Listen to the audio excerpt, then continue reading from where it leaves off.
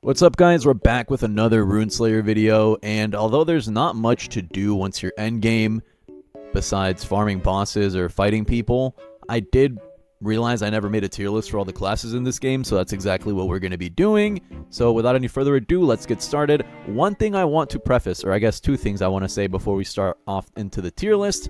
This is an overall tier list, so we're going to be ranking every subclass in the game based on their performance in both PvE and PvP. Because if this was just a PvE tier list, Archer and Magician would be all the way at S tier and everything else would just be fucking dog shit because it's really not worth using in PvE, besides some outliers. But yeah, this takes into account both PvP and PvE. And number two, this tier list is subjective. This is just what I personally think is the best amongst both of these. They're not game modes, but you know, both of these things that you can do in the game. That's right, there will be opinions, and some people don't like those. But I never put this disclaimer out because I assumed it was common sense, but some people get really, really angry over these tier lists, where you should see my fucking Discord DMs. It's like a death threat at least once a week. But I don't really mind those too much. I guess, you know, this Roblox shit isn't a game. I've been rambling for too long, though. Let's actually start going into the tier list. First up, we have Swordmaster, and you are going right into the B tier. Now, just because it's at B tier, you know, some of you might see that and look at it, its placement is a little low. Here's the thing about Swordmaster, right? In terms of PvE and PvP, Swordmaster is a pretty good PvP class. You have your field, you have your flicker strike. Warrior as a whole is good for fighting other players. I wouldn't say it's more of a PvP class, but I'd say it's solid for fighting other players. Swordmaster, in my opinion, is the weakest out of the three subclasses, because the other two subclasses have gimmicks that are a little bit more useful, I would say. Swordmaster is not horrible, but, you know, placing your field down and having to hit people inside the field with the flicker strike in order to get the benefit, it's not horrible, but it's kind of like, eh. In PvE, that's situational at best, right? Endgame is just farming bosses. Unless there's a scenario where you're going to be fighting multiple enemies at the same time, which maybe Mother Spider, if that. It's not like you're fighting an army, though. I don't see it being that amazing. And for PvP, like I said, Berserker and Knight, I would say, are more annoying to fight in PvP than a Swordmaster is, which is why I'm going to give it B tier. Knight is up next, and we are going to give it a very, very comfortable A tier. Well, hold on, this is pre-recorded. Let me move it into A tier. There we go. Yeah, Knight is going to be getting an A tier for me. The reason for that is just because out of all the three subclasses for Warrior, that is definitely the tankiest. Being able to tank damage for your allies, absorb the little posture talent that it has, and just having more defense overall, I find to be pretty useful in both PvP and PvE. For ganks, obviously, going to be useful. You're fighting multiple people, and serving as a tank for your teammates is pretty useful. For PvE, I'd say every party needs a good tank, because if your entire party is just pure mages and archers, it might be a little annoying to fight things like, let's say, a Mother Spider that really starts wailing on you physically, like it just starts jumping at you. If it's just a bunch of glass cannons, you're going to find it a little bit more annoying to farm. So I'd say a good, well-rounded party, even for farming, would sort of need a good tank somewhere mixed in there. And Knight is the perfect tank. That is the tank class, I would say, out of all the subclasses in the game. That's the one most catered towards serving as a shield for your enemies. Well, for your allies, against your enemies. There we go.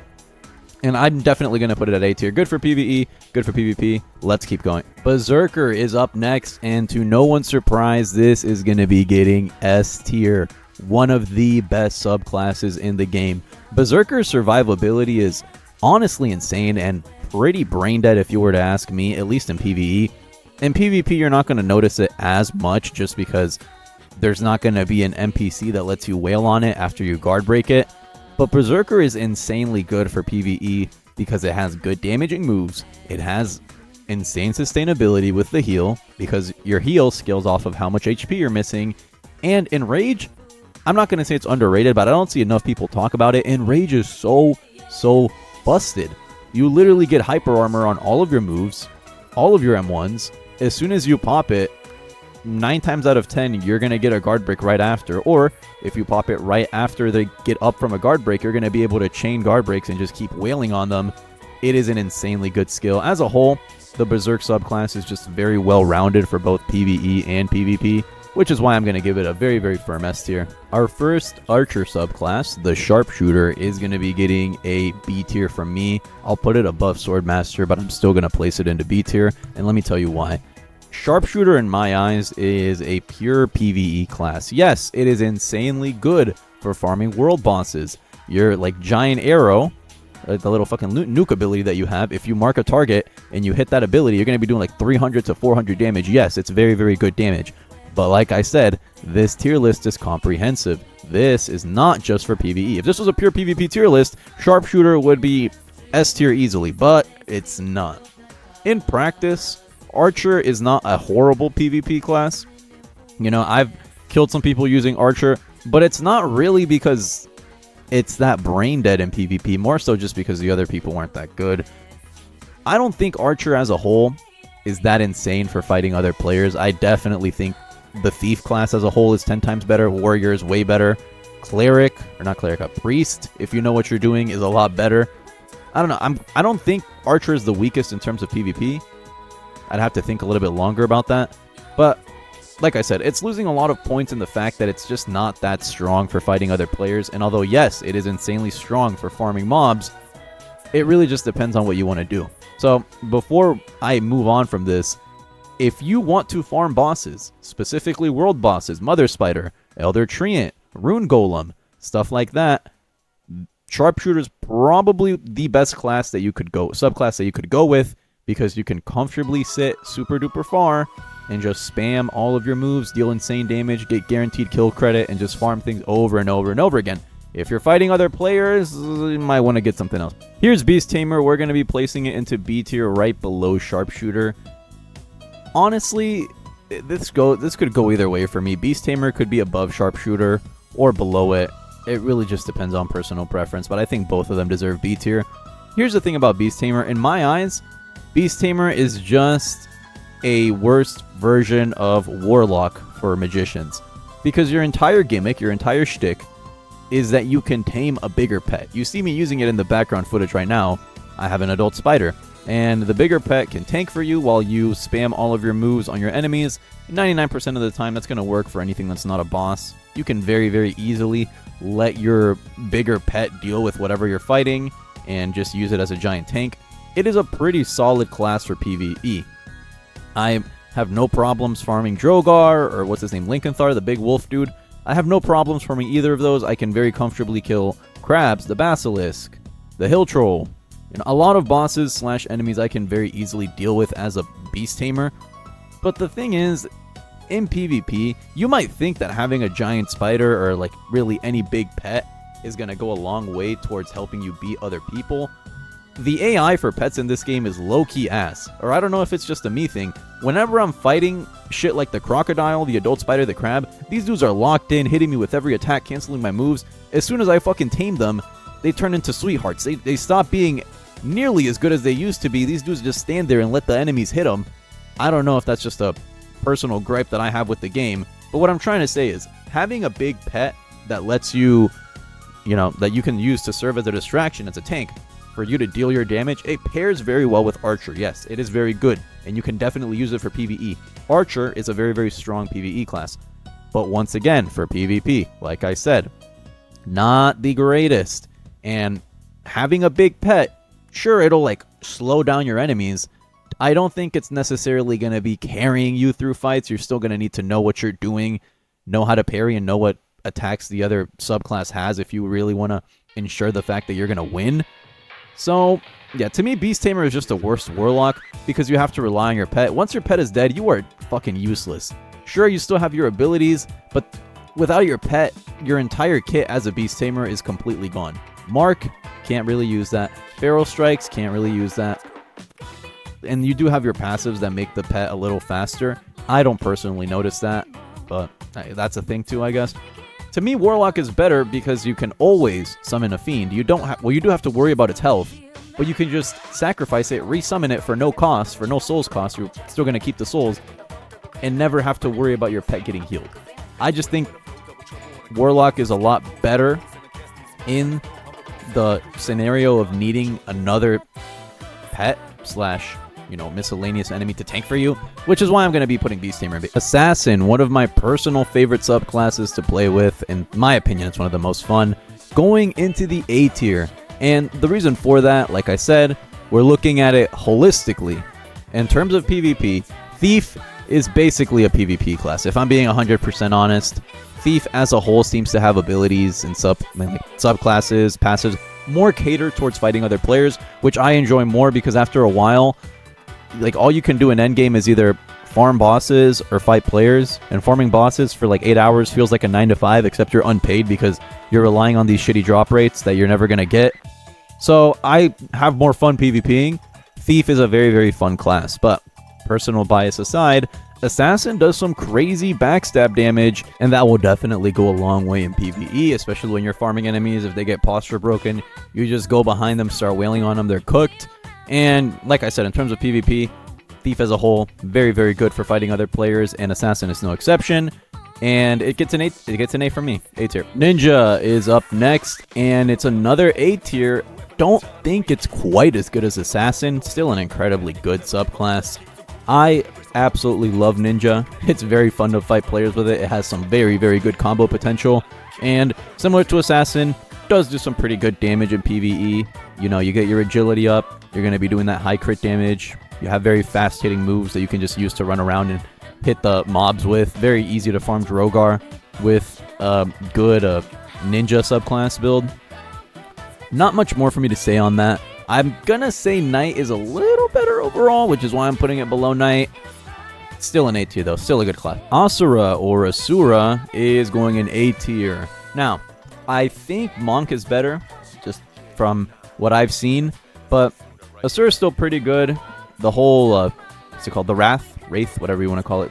You have your damage reduction, you have your speed boost, you have a lot of good combos as a striker. Asura's Eclipse does a lot of damage. I was fighting a dude, he hit me with that shit, it was over. Very decent subclass for both PvE and PvP. I'm gonna say it's a little stronger for PvP than it is for farming mobs, but you can definitely hold your own in PvE with it, which is why I'm gonna give it an A tier. Monk is up next, I'm gonna give it A tier, and I will put it a little higher than Asura and Knight. Monk, in my opinion, just has better passive abilities than Asura does. Spirit Shift, Spirit Finisher, Spirit... I forgot what the last one is, but basically, depending on what your spirit animal is, you can do a little different unique attack, and you get your own unique buff. Depending on what your spirit animal is, that could be a damage boost. That could be damage reduction. That could be a speed boost. It depends on what your spirit animal is. Same logic applies to your spirit attack, and Spirit Finisher teleports you to the enemy. Like I said, I think Striker as a whole excels more in combat than it does for farming mobs, but same logic applies to Asura as it does to Monk. It's not a horrible class for farming, although if you're really going to be just hardcore farming, you're probably not going to go Striker, let's be honest. I still think they deserve A tier, so we're going to keep going. Warlock is up next, and to no one's surprise, this is going to be yet another S tier. I am actually going to place it below Berserker just because I think Warlock is good. It is definitely good. It is pretty solid for PvP. Insanely good for PvE. I think it's more of a PvE subclass than it is a PvP subclass, which is why I'm going to put it right below Berserker. In my eyes, Berserker is the best class in the game because you really get the best of both worlds. Insane DPS and survivability for when you're farming, good combos and damage for when you're fighting players. Warlock falls a little bit short on the combat side of things, but it really doesn't matter because of how good it is for farming. Being able to summon a fiend that has a metric fuck ton of health while you can spam all of your moves and wail on the enemies, to me, it's just a better Beast Tamer because you don't have to worry about your pet dying on you because as soon as it's going to die, just sacrifice it. It's going to get full health. Wait a little bit. You can resummon it again. If you're in combat, it's going to take a little longer, but you get what I'm trying to say. Warlock as a whole is just extremely brain dead for PvE. You can farm any boss in the game so easily, dude. You just turn your brain off.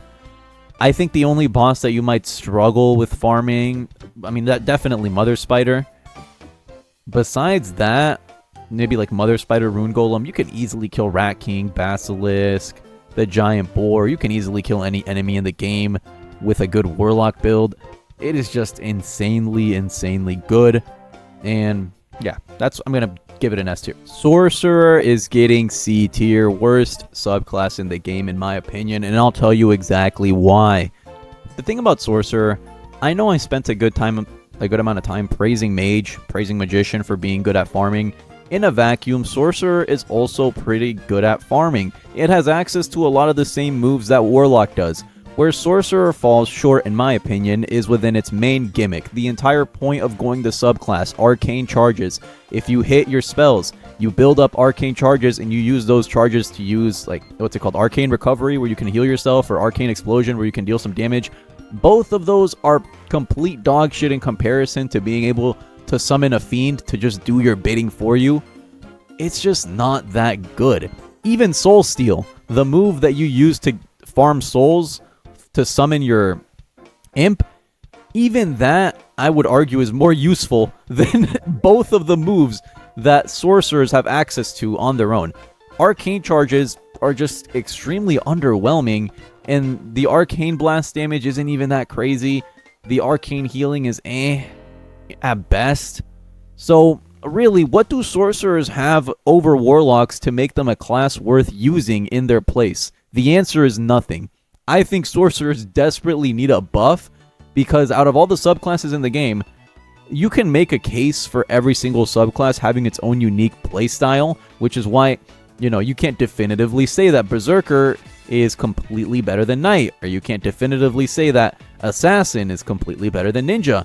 But you know what you can say? You can 100% without a shadow of the doubt say that Warlock is better than Sorcerer by far. There is no debate.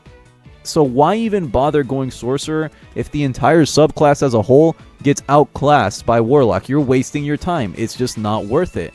So, although yes, I'm taking PvE and PvP into account, the fact that Sorcerer is just worse, outright worse, than Warlock for both PvE and PvP is why I'm putting it in C tier. In my opinion, if you like Sorcerer, by all means, go ahead and play it. I just don't think it's good when you're looking at everything else, so I'm going to give it C tier. Last but not least, we have Cleric, and this is going right into the S tier. Now, there's not much to compare Cleric against, since Priests only have a single subclass at the time that I'm making this video, which is a little underwhelming. You can't really choose. You have to go Cleric. The Angelic Wings passive that it gives you, it does give you some decent buffs. It's not horrible. As a whole, Priest is just an incredibly good class. For support, you basically almost always want to have at least one priest on the squad, because he's going to heal your tanks, he's going to heal you, he has enlightenment, he has what's it called, holy light, he has, I forgot what the other move is called, but he has a lot of healing at his disposal. Obviously he's a cleric, that's his whole gimmick. Great healing.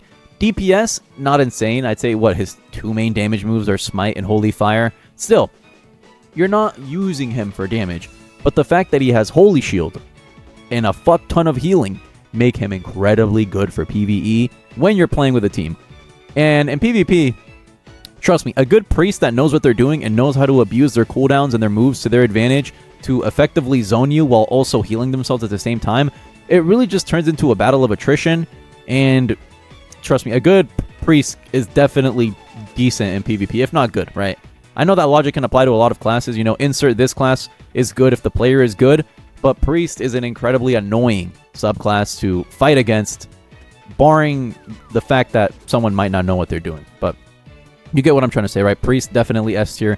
Insanely good for PvE. It is the support class in this game, and pretty decent for PvP. It's going to get an S tier. And this is the final tier list of all these subclasses in this game. Now, before we end off the video, I do want to say once again, this is for both PvE and PvP. And just because your favorite class isn't ranked as high as you want it to be doesn't mean that it's bad.